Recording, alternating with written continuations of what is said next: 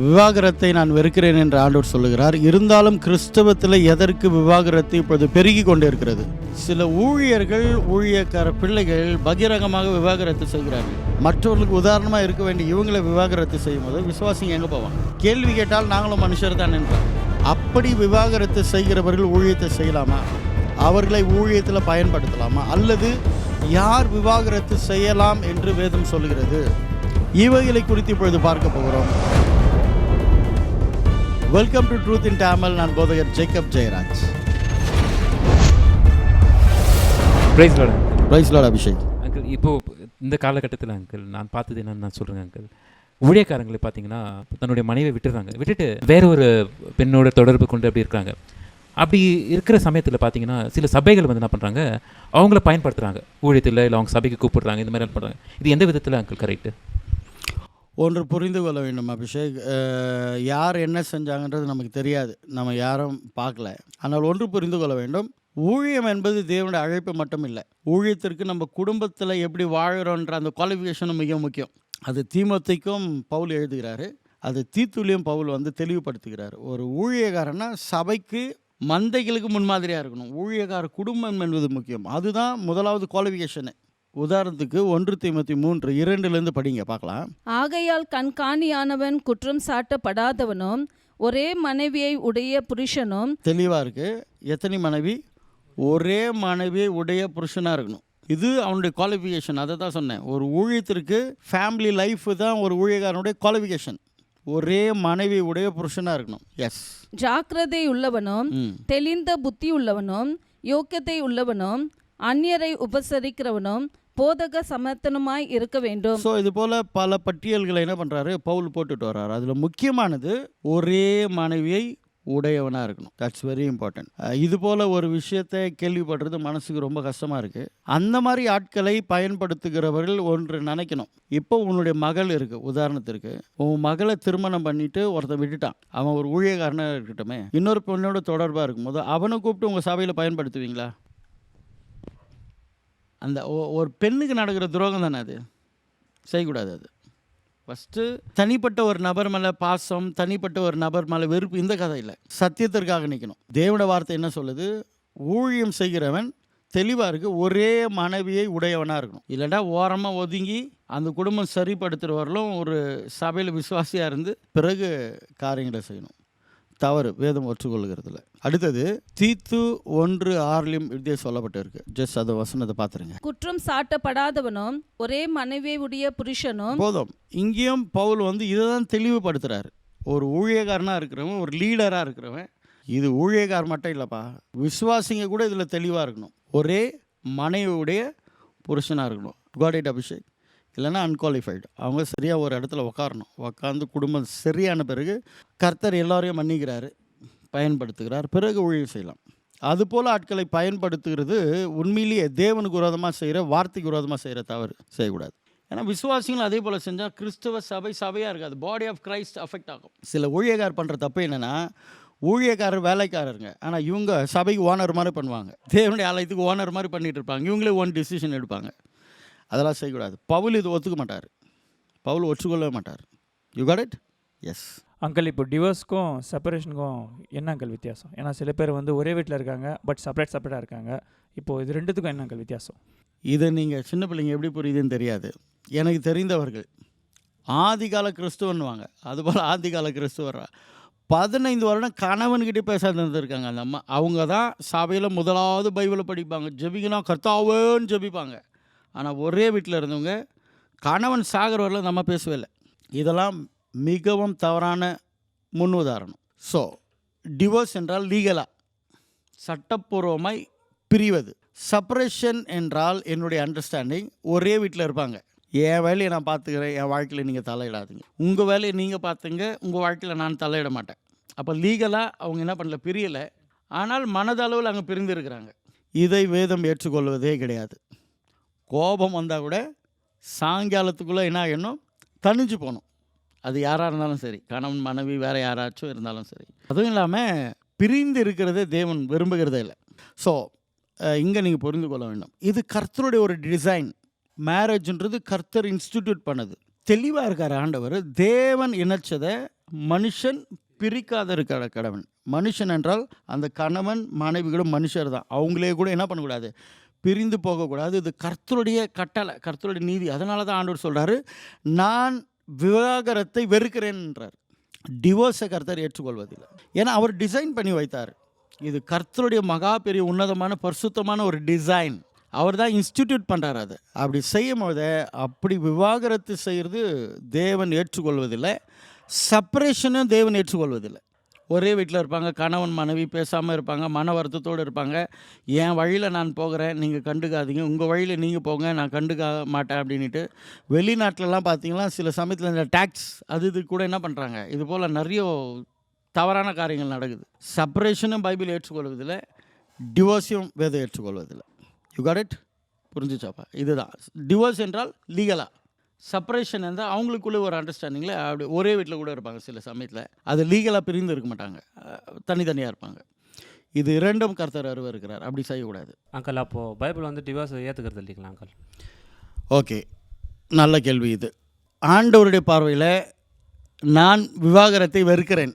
ஆண்டவர் அதை வெறுக்கிறார், அதை ஆண்டவர் ஏற்றுக்கிறது. ஏன்னா தேவன் என்ன செய்த மனுஷன் பிரிக்கக்கூடாது. ஆனால் 2 இடத்துல டிவோர்ஸ் வேதத்தின் அடிப்படையில் பண்ணலாம். விபச்சார, வேசிதனம் இது போல் ஒரு காரியத்தில் ஈடுபடும் பொழுது அதற்கு வாய்ப்பு இருக்குது. நீங்கள் மத்தேயு 19:9 அதை படிக்கும்போது தெரிஞ்சிடும். ஆதலால் எவனாகிலும் தன் மனைவி வேசித்தனம் செய்கிறது நிமித்தமே அன்றி அவளை தள்ளிவிட்டு வேறொருத்தியை விவாகம் பண்ணினால் அவன் விபச்சாரம் செய்கிறவனாய் இருப்பான். விளங்குச்சிங்களா? அப்போ வேசிதனம், விபச்சார வேசிதனம், இதற்கு வேதம் சொல்லுது அவங்க அன்ஃபெய்த்ஃபுல்லாக இருக்கிறாங்க. அப்படி பண்ணால் என்ன செய்யலாம்? அது விவாகரத்து செய்யலாம். நான் சொல்கிறது கடைசி வரல கேட்கணும், அப்போ தான் உங்களுக்கு புரியும். இன்னொரு இடத்துல பவுல் சொல்லுவார், நீங்கள் 1 கொரிந்தியர் 7:15 படிக்கும் பொழுது, ஆகிலும் அவிவிசுவாசி பிரிந்து போனால் பிரிந்து போகட்டும், இப்படிப்பட்ட விஷயத்தில் சகோதரனாவது சகோதரியாவது அடிமைப்பட்டவர்கள் அல்ல, சமாதானமாய் இருக்கும்படிக்கே தேவன் நம்மை அழைத்திருக்கிறார். இப்போ ரட்சிக்கப்படாத ஒரு கணவன், ரட்சிக்கப்படாத ஒரு மனைவி, அவங்க கிறிஸ்துவின் நிமித்தமாக, கிறிஸ்துவுக்காக வாழறீங்க, அது நிமித்தமாக வாழறதுக்கு பிடிக்கல, போகிறேன்றாங்க. அப்போ பிரிஞ்சு போட்டோன்றார். ஏன்னா சொல்கிறார், சமாதானமாக வாழ தான் கர்த்தர் சொல்லியிருக்கிறார். ஏன்னா பவுலை பொறுத்த வரலும் கர்த்தர் தான் முக்கியம். அதுதான் பவுல் அங்கே சொல்லுகிறது. ஸோ வேதத்தில் இது 2 இடத்துல பிரிந்து போகணுன்னா லெட் தம் கோ. அடுத்தது விபச்சார வேசித்தனம், அந்த சமயத்தில் ஒரு வாய்ப்பு இருக்குது. இதுக்கு மேலே ஒன்று இருக்குது, மன்னிப்பு. அது மிகவும் முக்கியமானது. மன்னிப்பையும் கிறிஸ்டியானிட்டி என்ன பண்ண முடியாது, பிரிக்கவே முடியாது. எனக்கு தெரிந்த எத்தனையோ ஊழியக்கார குடும்பத்திலே தவறு நடந்திருக்கு. எனக்கு தெரிஞ்ச பெரிய பெரிய ஊழியக்கார குடும்பத்திலலாம் தவறு நடந்திருக்கு. ஆனால் அந்த குடும்பத்தில் உள்ள மனைவிமார்கள் அவங்க பொறுமையாக இருந்து அவங்க ஜபத்தினால எல்லாவற்றையும் சால்வ் பண்ணியிருக்காங்க. இன்றைக்கி பிரச்சனையும் எதுவுமே இல்லை. ஸோ புத்தியுள்ள ஸ்திரீ தன் வீட்டை கட்டுகிறாள், பைபிள் சொல்லுது. இதுபோல் சில தவறு. அதே போல் ஊழியர் குடும்பத்திலையும் அஃபெக்ட் ஆகிருக்காங்க. பிரபலமானவங்க தான், மனைவி ஃபெய்த்ஃபுல்லாக இல்லாத சூழ்நிலையில் கர்த்தர் அதையும் சரிப்படுத்தியிருக்காரு. இன்றைக்கு இருவரும் இணைந்து நல்ல ஊழியத்தை செஞ்சுட்டு இருக்காங்க. சில சமயத்தில் அது போல் இருக்கணும்னா அப்படி தான் போகணுன்ற ஒரு அர்த்தம் இல்லை, மன்னிப்பு அதுக்கு மேலே இருக்குது. ஸோ அல்டிமேட்டாக கர்த்தர் எதை விரும்புகிறாரு, பிரிந்து வாழக்கூடாது, சேர்ந்து வாழணும்னு தான் ஆண்டவர் விரும்புகிறார். புரிஞ்சுச்சாப்பா? இது 2 இடத்துல என்ன பண்ணலாம், பிரிந்து போகிறதுக்கு ஜஸ்ட் ஒரு வாய்ப்பு இருக்குது பிப்ளிக்கலாக. You got it? Okay uncle, எனக்கு தெரிஞ்ச ஒரு ஊழியக்காரருங்க அங்கிள். அவர் திருமணம் ஆயிடுச்சுங்க அங்கிள். ஆனால் கொஞ்ச நாள் விட்டு அவங்க மனைவியை பிரிஞ்சு இருந்துட்டாருங்க அங்கிள். அவங்கள கேட்டாக்கா அவங்க சொல்கிறாங்கோ, அவங்க எங்களுக்கு செட் ஆகலை, எனக்குன்னு லைஃப் இருக்குது, நான் ஃப்ரீடமாக இருக்கிறது வேணாவா, திருமணம் ஆகிட்டு அப்படி சொல்கிறாங்க அங்கிள். அது எப்படி நம்ம கன்சிடர் பண்ணுறாங்க அங்கிள்? கூடுதலாக இது போல் காரியங்கள் வெளிநாட்டில் தொடர்ச்சியாக நடக்குது. Okay fine. இப்போது என்னென்னா இவங்க என்ன சில சமயத்தில் பார்க்கணும், நம்ம ஃபிசிக்கல் பாடி இதெல்லாம் ஒன்றுமே கிடையாது. சில சமயத்தில் ஹஸ்பண்ட் வந்து கொஞ்சம் உற்சாகமாக எமோஷ்னலாக சந்தோஷமாக இருக்கக்கூடியவர், ஒய்ஃப் அது போல் இருக்க மாட்டாங்க, அவங்க இன்ட்ராவர்டாக இருப்பாங்க. ஹஸ்பண்டுக்கு பிடிக்காது. என்ன இது போல் நம்ம கேஜி பாஷையில் சொல்லுவாங்க, உம்னா முஞ்சாகிறிய. ஸோ அப்படி அது போல் ஒரு இது ஹஸ்பண்டுக்கு ஏற்ற மாதிரி ஒய்ஃபு சில சமயத்தில் அமைய மாட்டாங்க, ஒய்ஃப்க்கு ஏற்ற போல் ஹஸ்பண்டுக்கு அமைய மாட்டாங்க. சில பேர் சொல்கிறது நான் கேள்விப்பட்டிருக்கேன், இவர் எதுக்கும் பிரயோஜனமாக மாட்டேன்றார், வீட்டுக்கு வராரு சும்மா இருக்கிறாரு, என்னுடைய எமோஷன் என்னுடைய எதையும் இவங்க புரிந்து கொள்ள மாட்டேன்றாங்க. இதுபோல் பெண்களும் என்ன பண்ணுறாங்க, குற்றச்சாட்டை வச்சு சில கிறிஸ்தவர்கள் கூட பிரிந்து இருக்கிறாங்க. எனக்கு தெரிஞ்சு பிரிந்து இருக்கிறாங்க. காரணம் என்னென்னா மாம்சத்தை அவங்க என்ன பண்ணுறாங்க, முன்னாடி நிறுத்தி காட்டுறாங்க. ஸோ திருமணமானவங்களுக்கு தெரியும் நான் என்ன சொல்ல வருகிறேன்.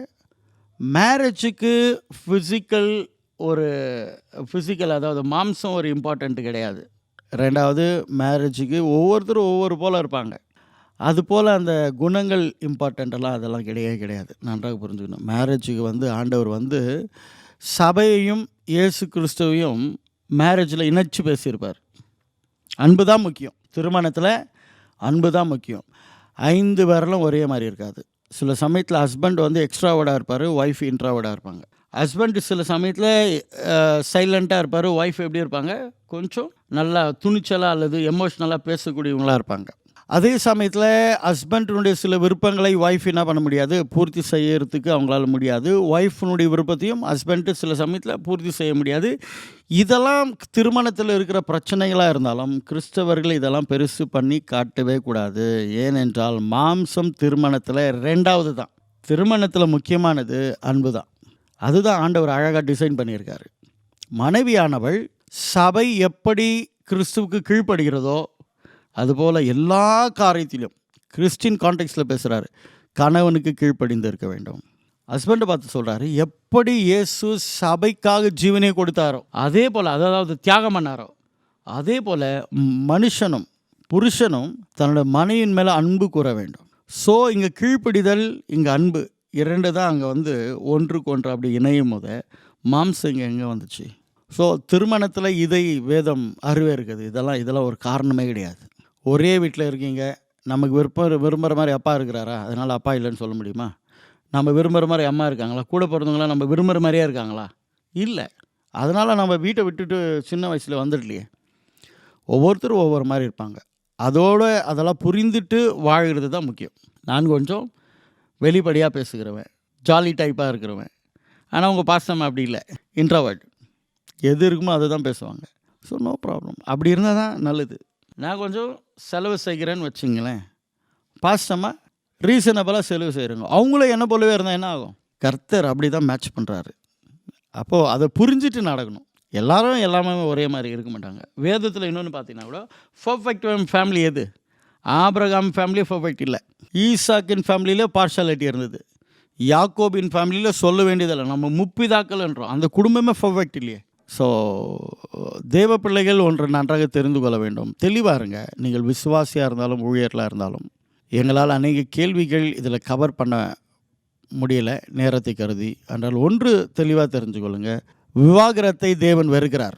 உலகத்திற்கே உப்பாக ஒளியாக இருக்க வேண்டிய கிறிஸ்தவர்கள் திருமணத்தை கர்த்தர் டிசைன் பண்ணுறார். அவர் தான் இன்ஸ்டிடியூட் பண்ணுறார், தொடங்கினவர் அவர்.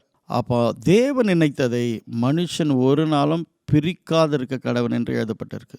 கணவன் மனைவி ஒன்றாக இணைந்து கணவன் உயிரே கொடுத்து தியாகம் பண்ணி மனைவியின் மேல் அன்பு கூறுகிறதும், மனைவி தானே வாலண்டரியாக அந்த கணவனுக்கு அப்படியே அடங்கி இருக்கிறது, அதை பார்க்கும்போது அடுத்த சந்ததிகள் பிள்ளைகளும் அதே போல் வாழ்க்கை கட்டமைக்கும் போதோ அந்த குடும்பத்தை கர்த்தரே நடத்துவார்.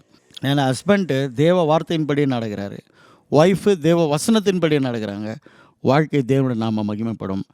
ஆகவே விவாகரத்தை தேவன் விரும்புகிறதில்ல. அதுபோல் மனைவி பிரிந்து விட்டு காரணமே இல்லாமல் ஊரை சுற்றிட்டு ஊழியம் பண்ணுறவங்கள சபையாகப்பட்டது வன்மையாக கண்டித்து அவங்கள செட்டில் பண்ணணும். ஊழியம் செய்யக்கூடாதுன்னு நான் சொல்லலை. தன் மனைவியோடு கூட ஒப்புரவாகிவிட்டு அதை செட்டில் பண்ணிவிட்டு ஊழியம் செய்வது நல்லது. இல்லைன்னா எல்லாமே அவங்க தவறெல்லாம் பண்ணிவிட்டு நானும் பைபிளை எடுத்துகிட்டு நானும் என்ன பண்ணுறேன் ஊழியம் பண்ணுறேன்னு வந்துட்டால் சபையாக இருக்காது. அதனால தான் பவுல் தெளிவாக சொல்கிறாரு, ஊழியம் பண்ணுறோம் ஒரே மனைவியுடையவனாக இருக்கணும். சில தவறுகள் நடந்து போச்சு, அதனால் ஓப்பனாக சொல்கிறேன், அதை சரிப்படுத்தணும். சரிப்படுத்திட்டு இல்லைன்னா சபையில் ஒரு இடத்துல விசுவாசியாக இருந்துட்டு அதை சரிப்படுத்திட்டு என்ன பண்ணலாம், மன்னிப்பு கேட்டுட்டு ஊழியத்தை செய்யலாம். தேவன் எல்லாரையும் பயன்படுத்துகிறார். மனம் திரும்புகிற அனைவருக்குமே கர்த்தர் 2 மடங்கான ஆசீர்வாதத்தை கொடுக்குறாரு. ஸோ மனம் திரும்புதல் மிக முக்கியம்.